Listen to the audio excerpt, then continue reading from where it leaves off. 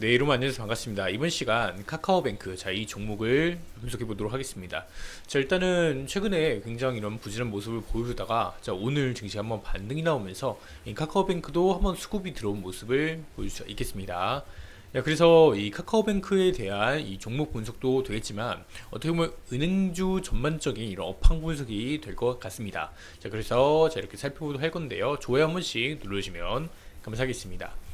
하나씩 살펴보도록 할 텐데, 일단 이 모바일 뱅킹 등록 고객수와 총 인터넷 뱅킹 대비 비중이란 겁니다. 그래서 총 합계 인터넷 뱅킹 이거는 이렇게 그래프고, 그래서 모바일 뱅킹 등록 고객수는 해서 계속해서 올라오고 있는 모습을 보여주고 있습니다. 그래서 이 모바일로의 전환이 많이 증가한 모습을 체크할 수가 있겠고, 추가적으로 인터넷 뱅킹을 통한 대출 신청과 금액, 건수 해갖고 나오는 겁니다. 대출 건수도 보시다시피 2014년, 15년, 16년, 17년도 이렇게 부진하다가 갑자기 한번 이렇게 올라가고 1차 상승하고 이제 2차 상승하고 계속해서 이 상승이 가속화가 되고 있다. 대출 건수가 되게 많이 증가했는데, 보시면 일단 17년도, 18년도, 19년도, 20년도 이때 어떤 일이 있었죠? 첫 번째로 17년도 이때는 일단은 코인 시장 버블이 한번 일어났어요. 그리고 이 이후로 17년도 이후로 18년도부터는 집값이 오르기 시작했습니다. 마포, 용산, 뭐 이거 마용성이라고 하죠. 성동구 해갖고 마용성이 오른다. 이런 내용이 이때 당시에 많이 들려왔는데, 그 다음에 이때 이제 대출이 많이 늘어난 모습이고, 그 다음에 이제 2020년 코로나 이후로 뭐죠? 코로나 유동성 QE를 한다. 그래서 양적 완화다. 무시한 양적 완화. 돈 막 찍어내겠다 하면서 이제 주식시장 막 불타오르고 그냥 미친듯이 그냥 다 올라버리고 자산시장이 폭발적으로 올라갈 때 이렇게 대출이 한번 급증했는데, 최근에 또 이제 대출 급증하고 있어요. 이거는 이제 금리가 올라보다 보니까 이제 연체율도 증가하고, 이제 내가 돈을 갚을 상환 능력이 안 되는데 이제 부동산 가격이 하락하고 주식이 하락해서 손실을 보고 이제 이렇게 해서 이 돈을 메꿔야 되는데 추가적으로 대출을 받는, 그래서 이런 부분에서 지금 올라간 게 아닌가라는 말씀을 드려볼 수 있겠는데요. 그러면 이 연체율 너가 어떻게 하라 라고 할 수 있겠는데, 연체율 관련된 지표고 있습니다. 그래서 연체율도 굉장히 많이 증가하고 있다는 거. 보시다시피 이거 그냥 검색만 해도 그냥 다 나옵니다. 엄청나게 많아요. 이게 보시다시피 금리 인상보다 집값 뛰는 게 더 공포다. 집이란 키워드 나왔죠. 주택, 이 모기지에서 지금 문제가 발생되고 있다. 모기지도 우리가 주거용이 있고 아니면 투자용이 있고, 그리고 이 모기지도 개인이 이제 이렇게 하는 부분이 있고, 처음에 시공하는 이런 부분부터 해서 건설 부분에 있어서 모기지도 있을 수도 있고, 그래서 부동산 PF 연체율도 20%가 넘었습니다.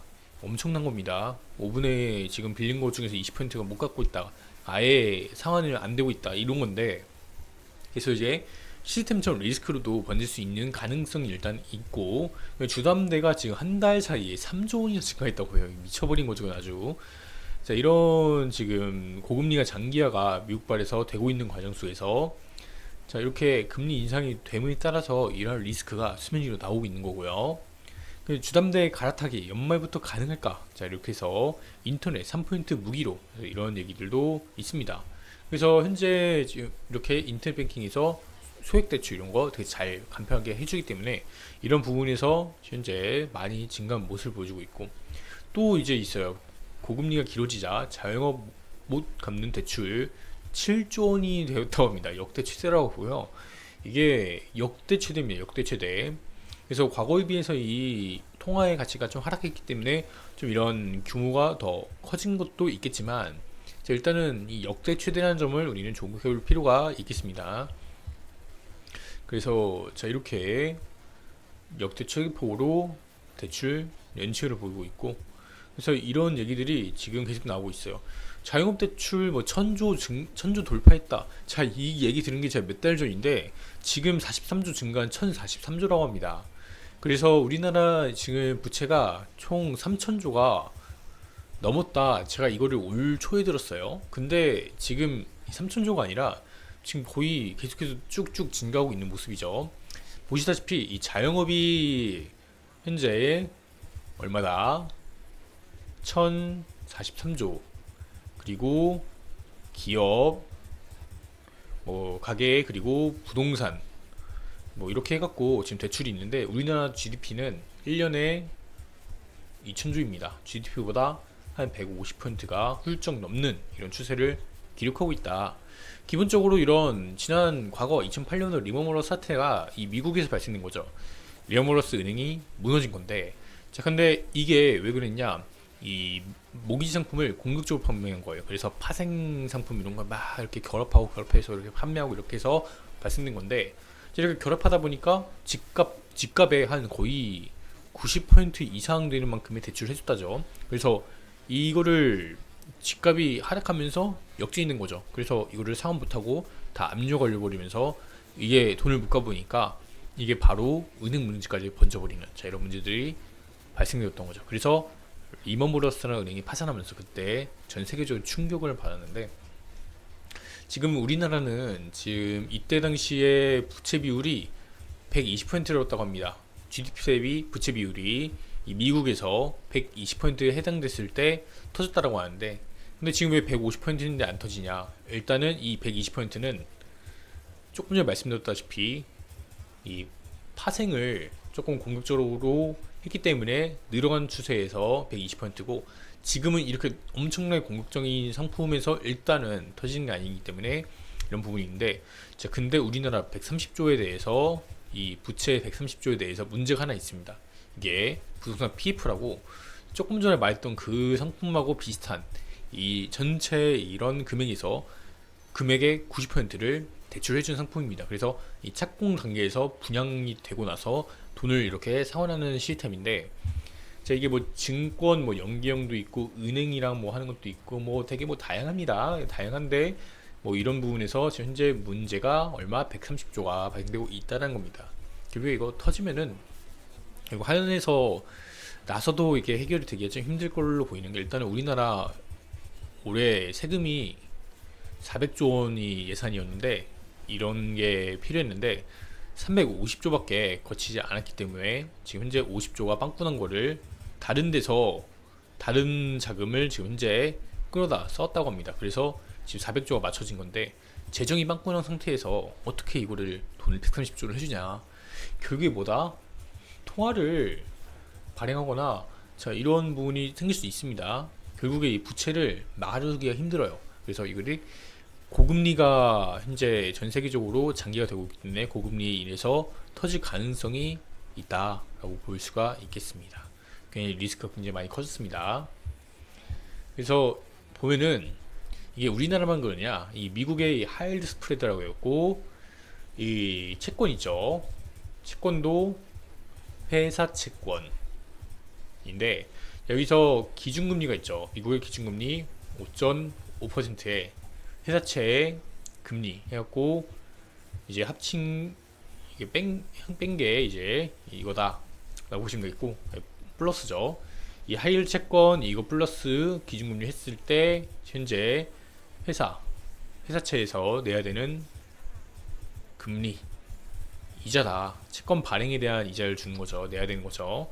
자, 이런 부분에서 현재 금리는 이제 동결이 나오고 있는데 이거는 지금 다시 한번 위로 올라오는 이런 흐름을 보여주고 있고, 2개월 동안 횡보하다가 올랐다, 지금 현재 올랐다라는 부분이 있는 겁니다. 그래서 일단 증시 같은 경우는 되게 한 지난 일주일 동안 굉장히 많이 낙폭을 보였습니다. 미국 증시도 그렇고 국내 증시도 그렇고.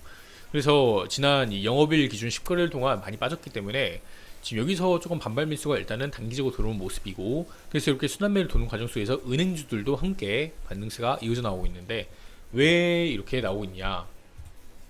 증시 별로인데 고금리 예금 기다려볼까 해갖고 은행 대기자금이 608조 원이라고 합니다. 아직도 돈 많습니다.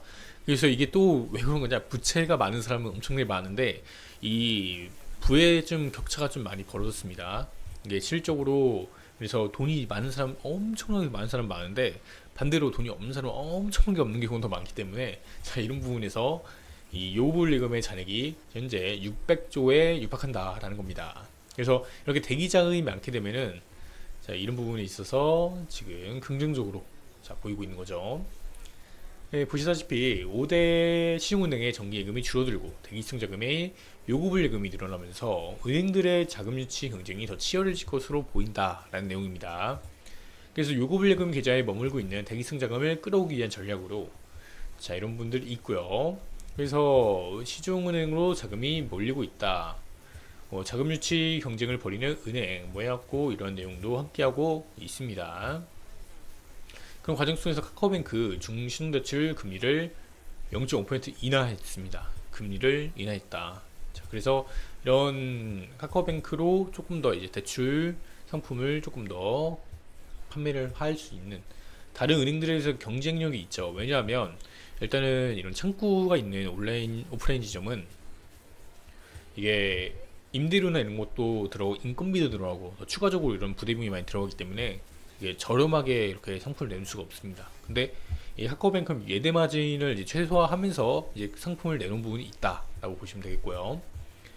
보시면 같이 이제 이렇게 조금 싸게 내놨다 이런 얘기고요. 근데 이런 과정 속에서 국내 또 금융시장의 긴축 발장의 여진으로 회사채 시장 괜찮나요? 자 이런 얘기가 또 나오고 있습니다.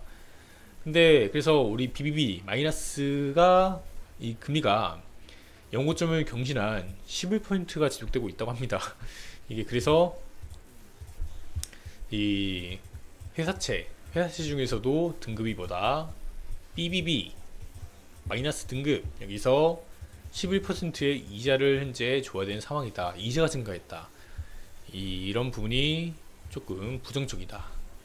CP 금리도 7개월 만에 최고 수준을 보여주고 있다는 내용이고요. 그래서 글로벌 금융시장이 고금리 장기 우려로 발작 증세를 보인 이후에 국내 회사채 시장도 불안한 조짐을 감지되고 있다고 합니다. 시장에서는 대외적인 변수 이외에도 우량채인 은행채 발행 급증 등 영향으로 인해서 4분기 집중된 만기 도래를 앞둔 기업들의 부담이 가중될 것이라는 우려가 나온다고 합니다. 그래서 6일 금융투자협회에 따르면 신용등급 BBB-3년물 회사채 금리는 오전 11시 30분 현재 11.1199%로 집계됐다면서 긴 여행기가 끝나고 첫 거래일인 지난 4일 연고점 경신했습니다. 그래서 신용등급 A-로 가면은 조금 그래도 낮습니다. 많이 낮습니다. 이거는 연 4.8%라고 하고요. 그래서 올해 1월 이후로 이것도 마찬가지로 올라간 흐름을 보여주고 있다라고 합니다. 그래서 이런 부분들이 있고요. 뭐 보면은 이제 부동산 PF 살얼음판이다 해서 대출 만기 연장의 연체율이 착시 현상으로 보이고 있고 드러나지 않는 부실이 국내 부실이 많다 조심해라 이런 얘기를 함께 하고 있습니다. 보시는 바와 같이 부동산 프로젝트 파이낸싱이라고 이거를 하는 약자고요. 그래서 PF다. PF가 이제 프로젝트 파이낸싱 약자고 연체율이나 고정 이하 자산 부실 채권에 겉으로 드러난 건전 수치 PF는 부실 상황을 제대로 반영하지 못한다라는 지적이 많았는데요. PF 대출 만기 연장에 성공하면 부실 가능성이 크거나 이미 손실 상태인 익스포저 위험 노출액도 연체나 부실로 잡히지 않기 때문에 부실이 표현되지 않았을 뿐 사실상 이미 부실 상태인 PF 대출이 상당히 많다는 게 전문가들의 공통적인 의견이다라고 합니다. 그래서 연체율이 잡히지 않는 해외 부동산 펀드에서도 겉으로 드러나지 않는 손실이 계속 불어나고 있다는 진단이 나온다라고 하고 있고요. 연체로 잡히지 않는 PF 대출 만기 연장해왔고 신용평가사 등에 따르면 국내 증권사의 부동산 익스포저 중 올해 6월 말 현재 3개월 이상 연체한 부동산 PF 이런 대출이 1조 2천억 규모로 전체 증권사 PF 여신이 27조 원이라는 점을 고려한다면 이 수치로 드러난 부실은 극히 일부에 불과하다면서 그래서 PF의 건전성이 크게 저하지 않은 것으로 평가된다고 하고 그래서 금융당국은 국내 금융회사의 PF 연체율이 상승하고 있지만 우려할 정도로 연체율이 높지 않고 최근 들어서 상승 추세로 완화되고 있다라고 평가했다라는 내용이 함께 들려오고 있습니다. 그래서 금융업종별 PF 연체율 상황이라고 해갖고 이렇게 PF 대출 연체율 해갖고 증권 부분에서 17%. 이거는 6월 말 기준이기 때문에 지금 현재는 20%가 넘어간 모습을 보여주고 있습니다. 그래서 이렇게 PF로 인해서 지금 문제들이 있는데 뭐 착시 효과가 있다라고 합니다. 그래서 한 지방 개발 사업을 추진하던 A싱에서는 최근 1,000억 내에 브릿지론 만기를 연장했는데 브릿지론은 개발 사업 인허가를 받기 전에 토지를 매입하기 위해 금융회사로 빌린 자금이라면서 뭐 이런 캐피탈가 포함되어 있다.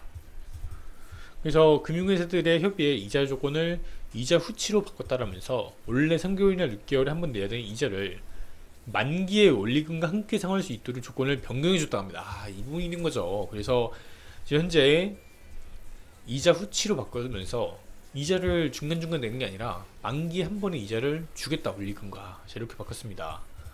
그래서 이거를 도 아니면 뭐다, 이게 만기가 됐을 때 이게 잘 분양이 되면은 문제가 없고, 근데 만약에 분양이 안 되고 미분양 상태가 난다 하면은 문제가 되는 거고.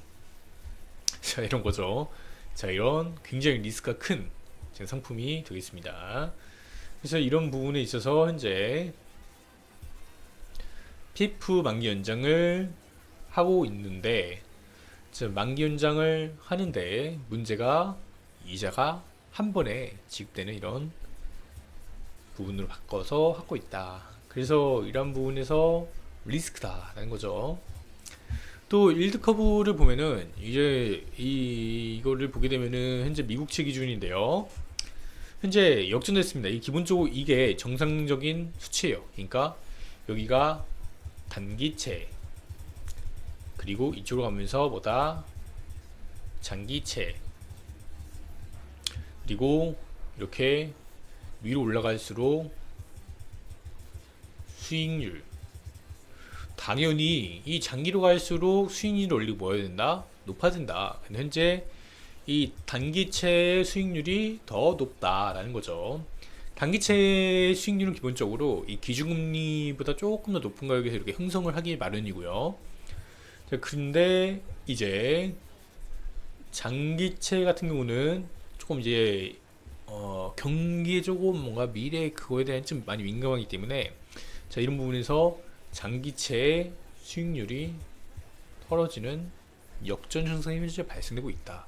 그래서 이게 발생되고 나서 1970년대부터 지금까지 한 8차례 정도 발생됐는데, 발생됐을 때마다 발생 이후에 경기 침체가 길든 짧든 이게 동반됐다고 합니다. 그래서 가장 길게 발생된 게 이게 역전되고 1970년대 스태그플레이션이 10년 동안 발생되면서 경기가, 그러니까 인플레이션이 높은 과정 속에서 금리는 높아지고 경기가 어려워지면서 경기 불황이 10년간 유지가 됐다라는 부분이 있는 거죠. 이걸 어떻게 해결했냐? 결국에 돈을 추가적인 통화 정책도 하면서 고금리를 유지하고, 자, 이런 식으로 해결을 해 나갔는데요. 결국에 이 스태그플레이션이 찾아올 가능성도 배제할 수 없고, 이게 찾아오기 전에 일단은 경기가 한번 부채발 문제가 터질 가능성도 함께 우리는 고민을 해봐야 된다라는 부분이 있겠습니다. 그래서 뭐 카카오뱅크 그러면 어떻게 하면 좋겠냐라고 이렇게 물어보신다면은, 자, 일단은 증시 반등에 소폭의 이 상승 흐름이 이어나오고 있어요. 그리고 한 지난 10일간 약세 흐름에 대해서 반발 뉴스가 지금 현재 뒤도고 있고, 소폭의 이 반등 흐름이 나오고 있기 때문에 지금 조금 이제 당분간은 며칠 동안 이러한 추세 흐름이 이어질 수 있을 수 있겠다. 근데 거래일 기준이고요. 자, 그럼에도 불구하고 지금 좀 뭔가 조심도 함께 하면 좋지 않을까. 그래서 만약 오르게 된다면 올랐을 때 되게 조심을 하자는 말씀을 드릴 수 있겠고, 뭐 지금 그렇게 말씀드릴 수 있겠습니다. 그래서 이번 시간 카카오뱅크 이렇게 살펴봤는데요. 그래서 카카오뱅크 좋습니다. 다른 은행들에 비해서 현재 처음에 상장 당시에 좀 높게 주가가 상승이 된 흐름에서 상장했기 때문에 계속 주가가 우하행을 그리면서 많이 내려온 모습이 있는데, 미래 실적도 다른 은행들에 비해서 뒤처지지 않을 것 같고, 성장성도 그만큼 많이 뭔가 열려있는 종목입니다. 다만 이러한 시스템적 리스크를 우리는 한번 이제 앞으로의 1년, 2년 봤을 때 생각해볼 단계가 아닌가라는 말씀을 좀 조심스럽게 들어볼 수가 있겠고요. 자, 이렇게 생각하신다면은 지금 현재 카카오뱅크는 일단은 조금 조심을 하는 것도, 자, 일단은 상승을 일단은 나올 가능성이 좀 높아졌는데, 단기 상승은 높아졌는데 단기 상승 이후에 하락으로 전될 가능성도 일단은 배제할 수 없기 때문에, 그래서 이런 시스템적 리스크까지 생각을 한다라면은 조금 조심해야 되지 않을까라는 말씀을 들어볼 수가 있겠고요. 그래서 이 되게 편리한 서비스들도 되게 많이 있고, 추가적으로 이런 어플리케이션의 뭔가 개편과 추가적으로 이런 시스템 업그레이드 같은 것도 이 기술력과 함께 증가가 되는 부분이 있기 때문에, 자, 이런 부분에서 카카오뱅크는 굉장히 사업을 잘하고 있다라고 이렇게 말씀드릴 수 있겠습니다. 그런가 인과 별개로 이제 미국 시장부터 해갖고 국내 시장이 썩 과거에 비해서 좋지는 않은 이런 상황이 있기 때문에, 자, 이런 부분은 좀 리스크로 볼 수 있지 않겠나라는 말씀을 함께 드리도록 하면서 영상 마치도록 하겠습니다.